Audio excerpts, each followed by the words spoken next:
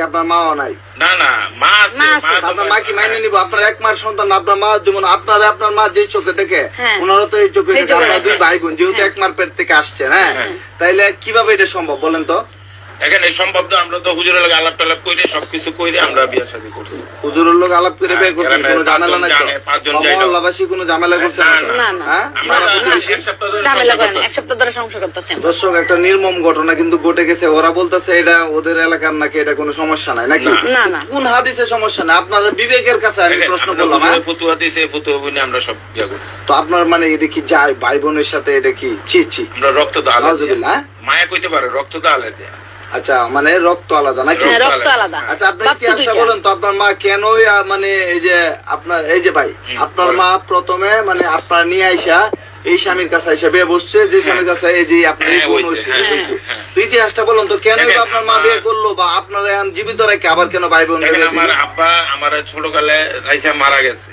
মারা যাওয়ার পর আমি একটু সিয়ানা হয়েছে, পর আমার মা আবার বিয়া বইছে, আর আব্বার কাছে বিয়া বইছে, ঠিক আছে? তাহলে ওই ঘরের সন্তান, আমার মার যে বিয়া বইছে ওর সন্তান হলো এই বোন, আমার এই বোন আর কি। তো এই বোনে মনে করে যে অনেক সম্পত্তি আছে ওর বাপের, তো ওই সম্পত্তিটা মনে করেন আটকানোর জন্য আমার বিয়া করছে। তো এই সম্পত্তিটা আমার বাড়ির ভিতরে থাক, তো এই জন্য এই বিয়াটা করছে আমার। আচ্ছা, এমনি কোনো সমস্যা হয়েছে? না না, কোনো সমস্যা করতেছে না কেউ। এটা কি ঠিক করছেন আপনারা? হয়তো এটা পারতেন, সম্পত্তিটা লিখে দিয়ে দিতে পারতেন। হ্যাঁ, যেহেতু একটা হুজুরে বলছে যে না সম্ভব, এজন্য আমরা করছি। তো হুজুরে বলছে? হ্যাঁ হ্যাঁ। আচ্ছা, তো দেখেন, আমরা এখন এই বিষয়ে আর কি বলবো, আমার মুখ দিয়ে আসলে কথা আসতেছে না। এরকম একটা মানে কাজ, নেককার জন্য কাজ আমার কাছে মনে হইতেছে। তো আপনাদের বিবেকের কাছে প্রশ্ন, আপনাদের কাছে কেমন লাগতেছে বিষয়টা? আপনি কিভাবে সংসার করতেছেন, বা কতদিন ধরে সংসার করছেন? এক সপ্তাহ ধরে। এক সপ্তাহ ধরে? হ্যাঁ, এক সপ্তাহ ধরে। আপনার মা আছে বাসার আশেপাশে আছে না নাই?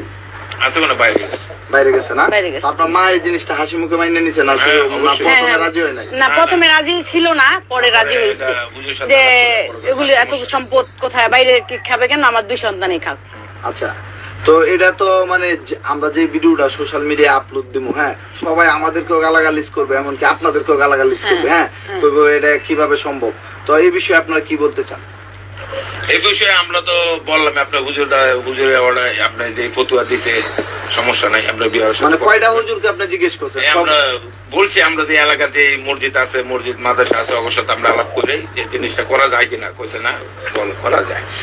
পৃথিবীটা যে যখন জন্ম হয়েছে তখন আদম দুইজন ছিল, ওই আদমে দিয়েই তো এত লোক হয়েছে, আর ওই তো দুইজন আগে ছিল ভাই বোন মনে হয়। আদম কিসের ভাই বোন ছিল? মন করার কথা বলতেছেন? ওরা তো আল্লাহ পাঠাইছে দুজন। হ্যাঁ, দুইজন পাঠাইছে না? তো এই দুইজনের তো জন্ম হয়েছে এত লোক, একজন আরেকজন বিয়ে করছে, ভাই বোন বিয়ে করছে, তখন না আপনি এই জিনিসটা ভাগ হয়েছে, আপন বোনে বিয়ে করা যায় না, আপন ভাগ্যের বিয়ে করা যায় না। তখন তো মানুষ ছিল না, ধরেন আদমের ঘরে যে সন্তানগুলি আসছে, তো তার মধ্যে কেউ ছিল না, তখন প্রথমটা এভাবে মাইনে নিছে, তারপর তো আস্তে আস্তে বংশ বাড়তেছে। তো আপনারা তো এখন তো কোটি কোটি মানুষ দুনিয়ার মধ্যে, তো আপনারা এই কাজটা করতে গেলেন? দেখেন, কোটি কোটি মানুষ, আমার তো এখানে রক্ত ভিন্ন, রক্ত তো আর এক নাঙ্গ, মা এক হইতে পারে, বাপ করলাম দুই দিকে। আচ্ছা, এই জন্য আমরা এই বাইবেল শুনে আমরা বিয়ে শাদী করছি। আচ্ছা, তো আপনি এই বিষয়টা কিভাবে দেখছেন? আপনি কি বলতে চান এই বিষয়ে? আমি আর কি বলবো, যেহেতু এখানে শুরুতে এভাবে আসছে ভাই বোন বিয়ে কইরাই কিন্তু দুনিয়ায় মানে লোক সংখ্যা বাড়ছে। আমি আর এখন কিছু বলার নাই আমার। এখন তো লোক সংখ্যা বাড়ছে, এখন তো মানুষের অভাব নাই, ইচ্ছা করলে আপনি দূরে বিয়ে করতে পারেন। হ্যাঁ, করতে পারতাম, কিন্তু দেখা যায় আমার সম্পত্তি